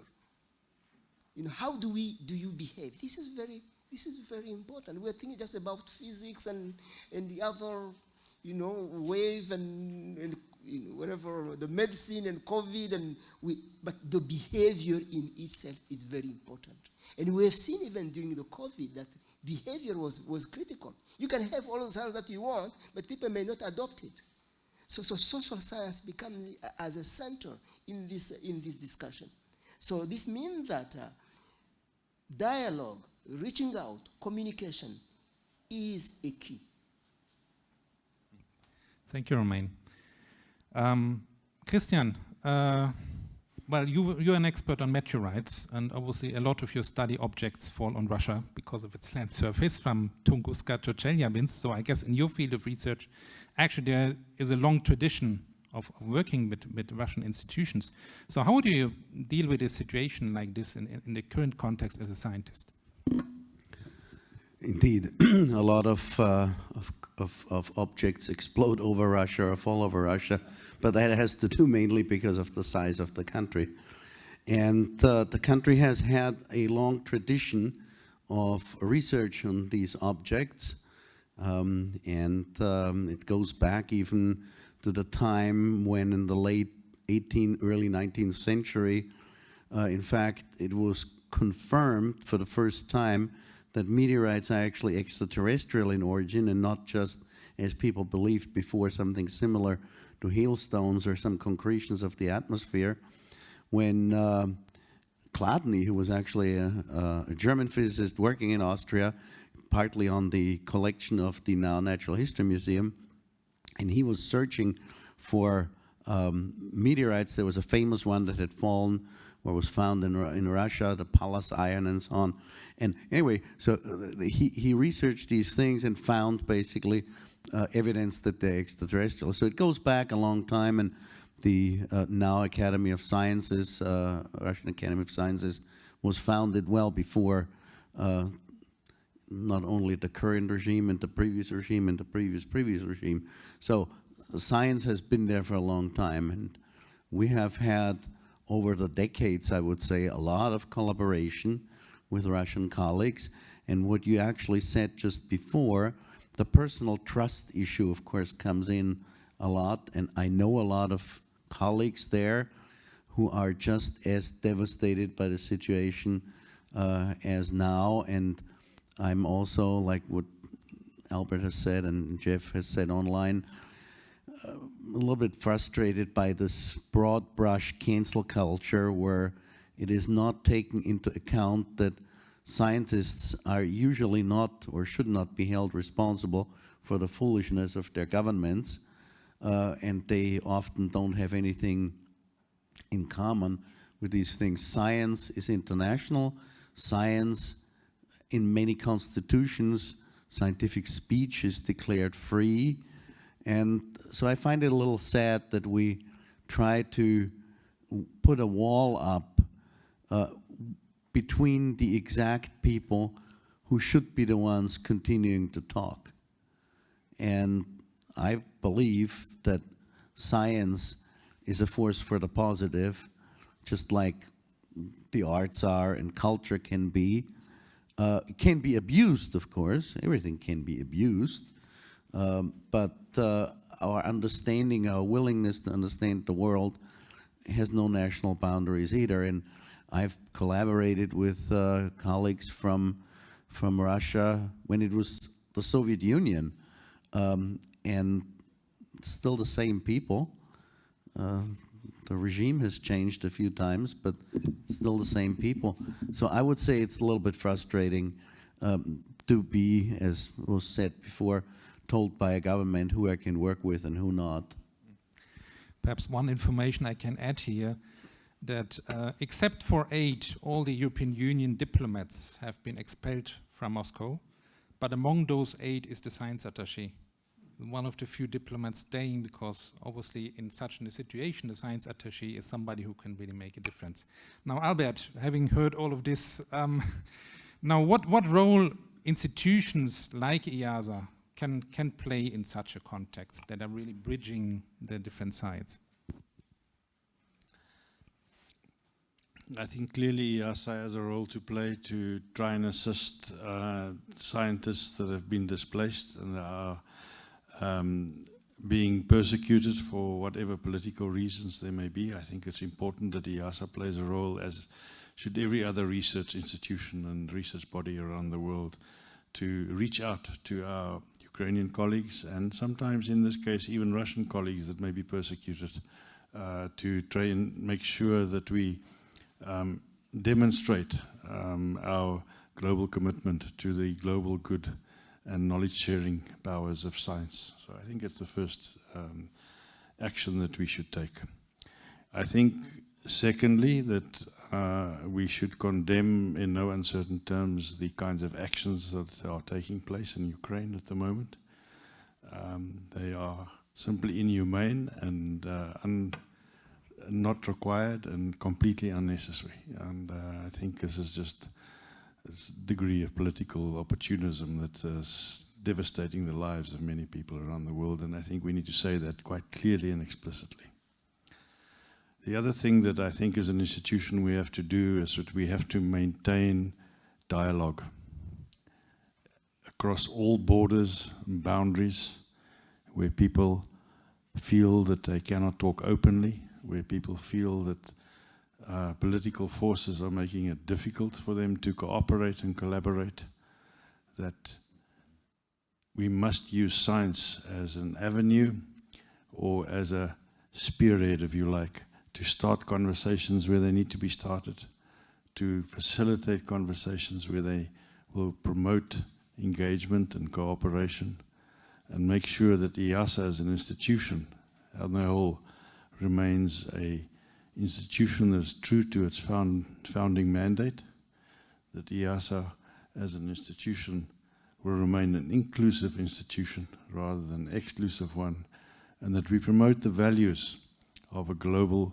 cooperative science that is building a multinational, a multilateral system that can withstand the short-term problems caused by political decision-making, and a multilateral system that's robust, and a multilateral system that can help all of us to achieve our collective global goals.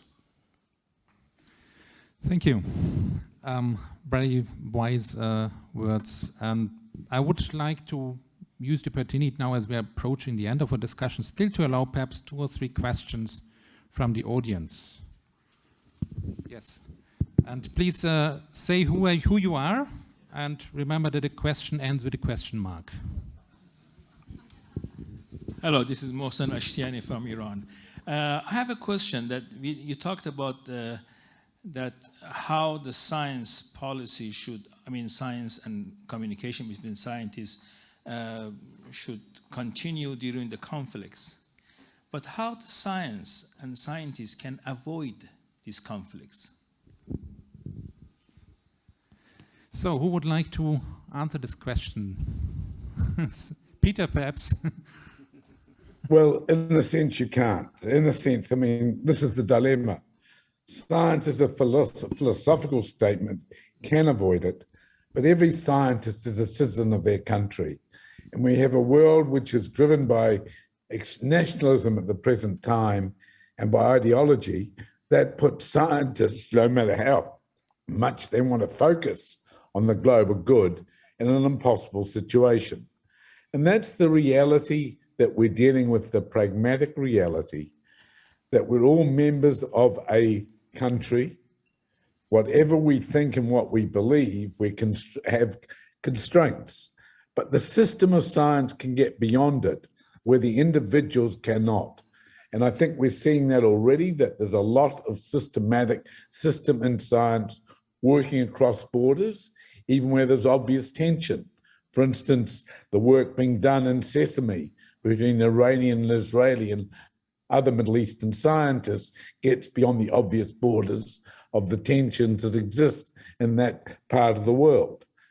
Hopefully, once we're through this acute phase of destructive phase of this crisis, again, the institution of scientists, as opposed to individual scientists, will always be exposed, can actually show what it can do as a global institution as being the only real way we have to advance the interests of the global commons.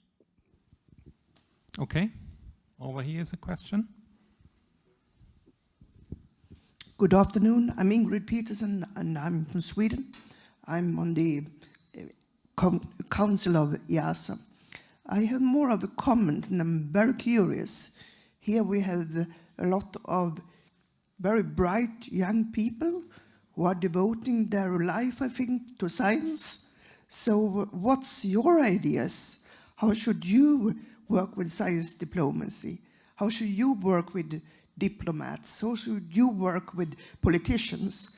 Because I don't think we can have this dialogue if there is not a respect also between scientists and the rest of the society, and also with politicians, because we are playing different roles in the global play. So I'm really curious about your views of this, because we have now listened to what's happening the last 50 years, but you are the ones who are going to develop the coming 15 years. Thank you. That's a very good question. So who would like to volunteer among the wisest piece? Anybody? Don't be shy. Who's the victim? Over here? Why not? Yes. Thank you. I'm Thomas Loeffler from the US, University of Wisconsin. Can just speak personally, I guess, that I work on infectious disease and deforestation. So, and also some climate. I think the most important thing that I've changed since starting a PhD has been taking on more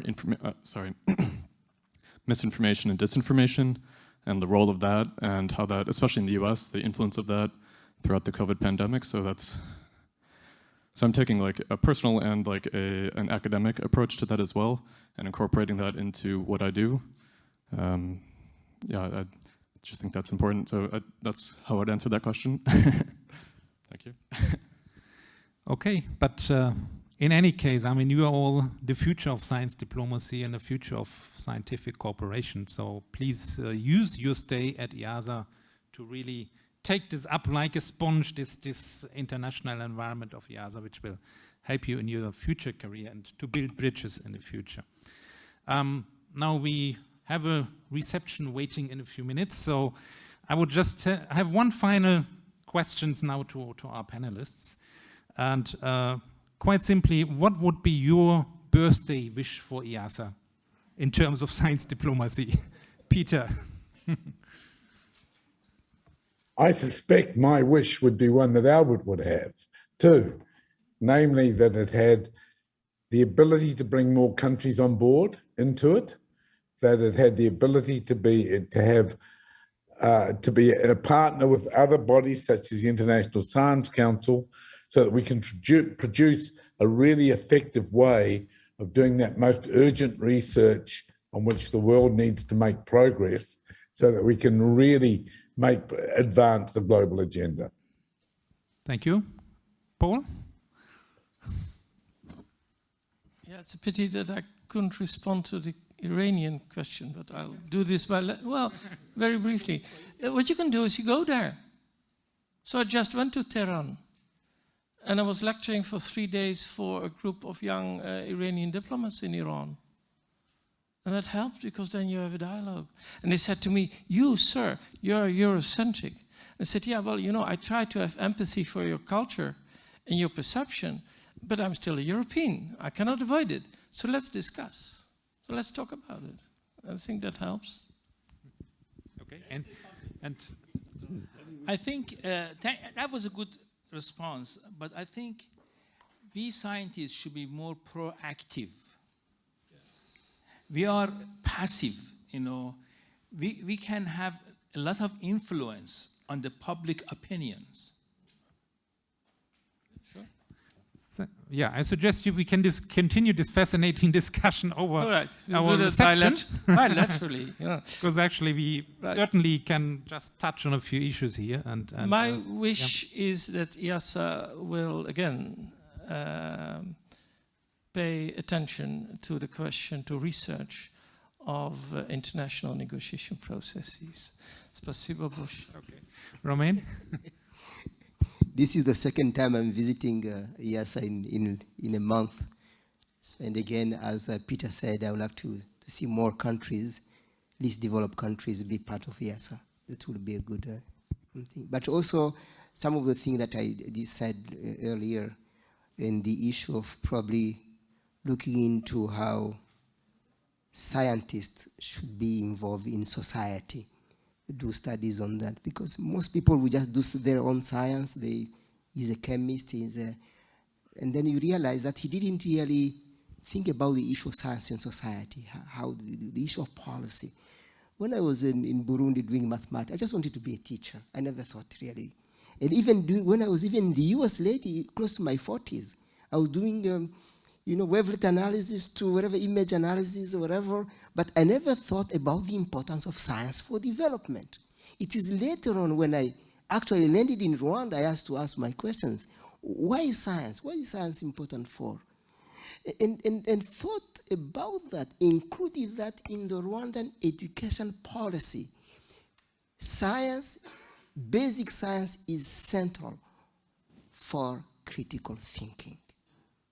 Rwandans killed each other. They tell you, Michael, go cut the head of this guy behind you. You go there and you just take the machete and go. You don't ask even why should I go and kill that guy? And you realize not only it was the low-level citizens not educated, but even those at the university did ask those kind of questions. So critical thinking is very, very central. So these are very important issues. How do scientists are involved in a society? These are questions that we need to ask, and studies in social science need to be done in that. How do you link that on the importance of science for society? Okay, Christian, your birthday wish for IIASA. I think it would be nice if IIASA would go out more to the people, not fellow scientists only, kind of preaching to the choir, but also to the general public. Because the word of respect and common respect has been mentioned just before. I think respect has to go both ways. Not only scientists are required to respect politicians, for example, but politicians should not only use the science that they see fit for their purposes and otherwise cover the rest of us with lies. And I think that the science that goes out there and educates the people directly is a very good vaccine for that disease. Albert, your own birthday wish for your institute.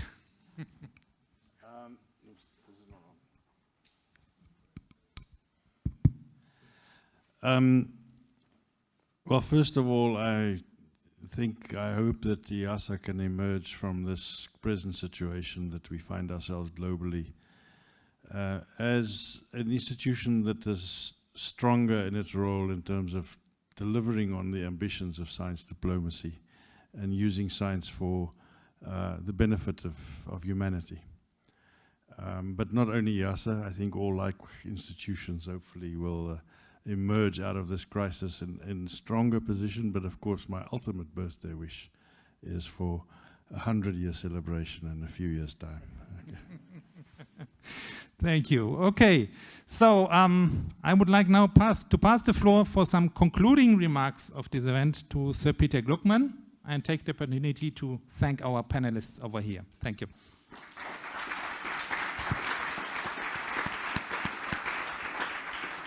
Well, thank you. First, again, I must apologize for not being there simply as a result of a small bit of rapidly replicating RNA, which is affecting my body quite severely.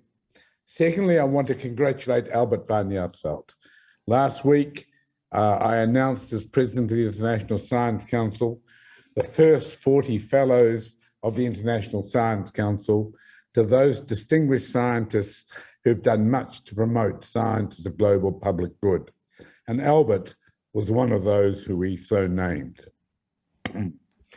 50 years ago, IIASA was formed as an intentional move to reduce geopolitical tension to build relationships.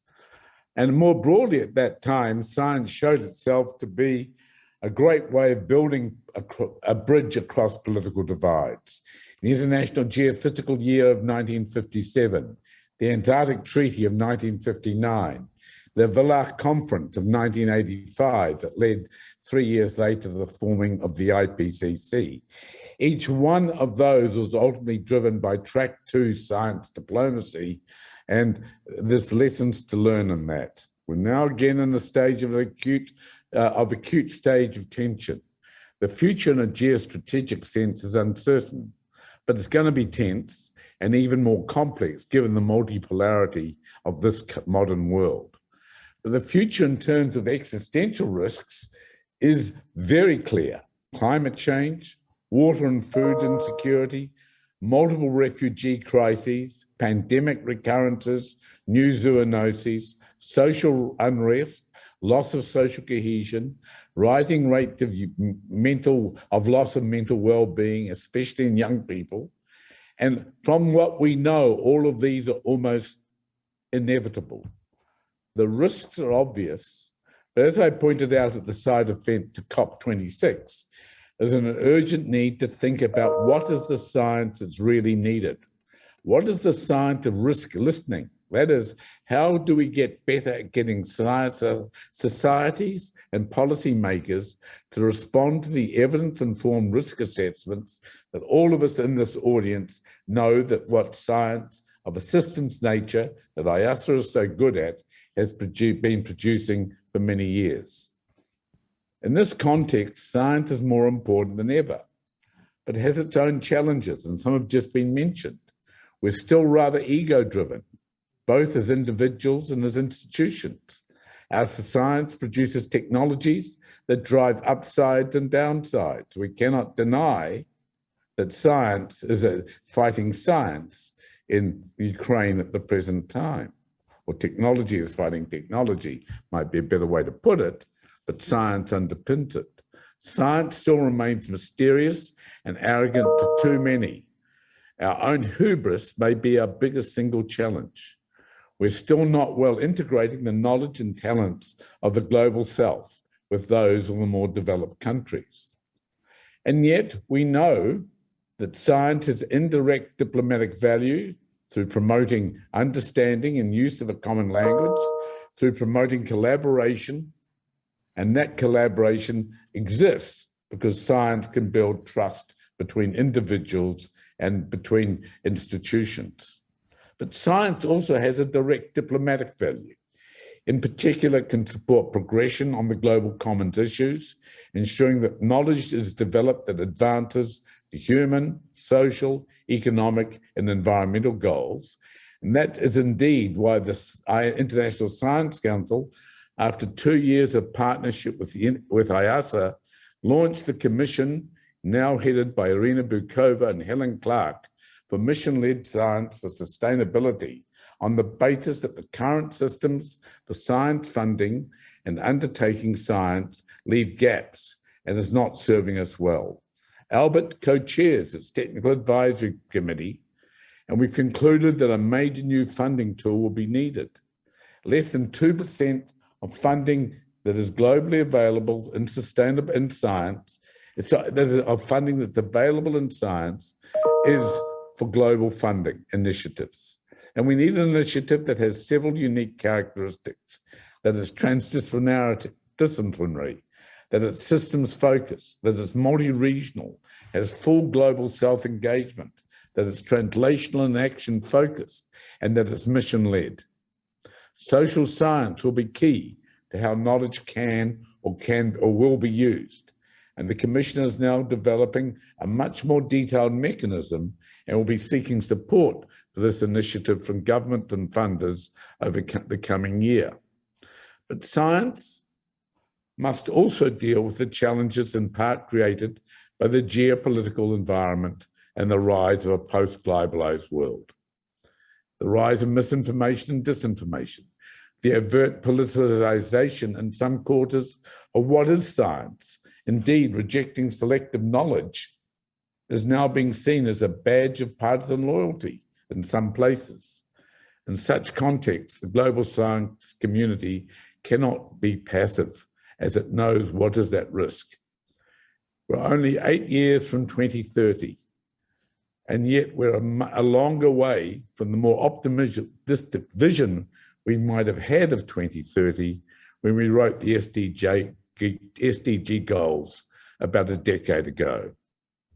Today, at this event, we focused understandably on the Ukraine conflict and its direct and indirect effects on scientific cooperation, indeed as reflected in its impact on IIASA itself. And it's a paradox in that, given that IIASA was set up originally specifically to reduce the potential for such tensions. But we have to be honest. The multilateral community is not doing us proud.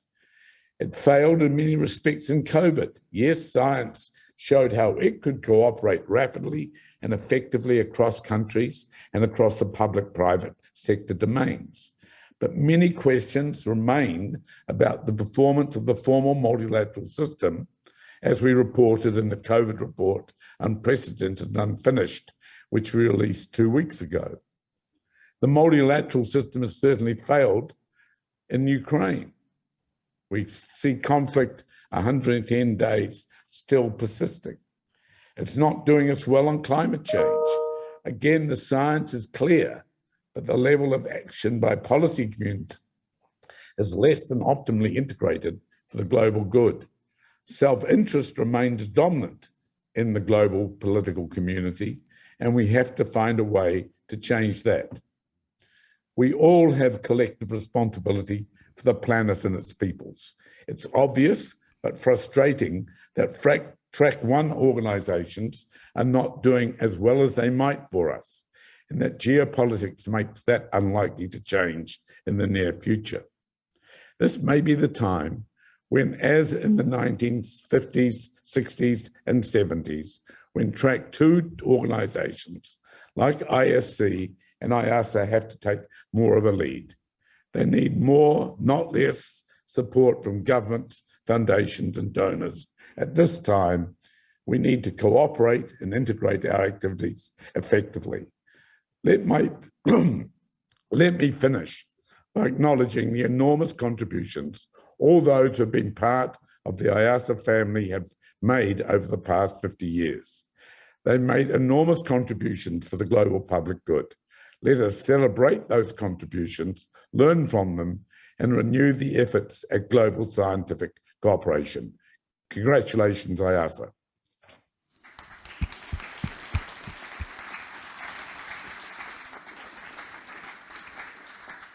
Thanks a lot, Peter, for your concluding remarks. And here from Vienna, we wish you all a speedy recovery. Thank you for doing this despite your personal situation. Thank you. Thank you. Bye. And now my final remark is to thank all those who organized this event. So that's Sergey over here, and all the communications and external relations team of IIASA, and all the technical souls behind the scenes. Thanks a lot for your work on this.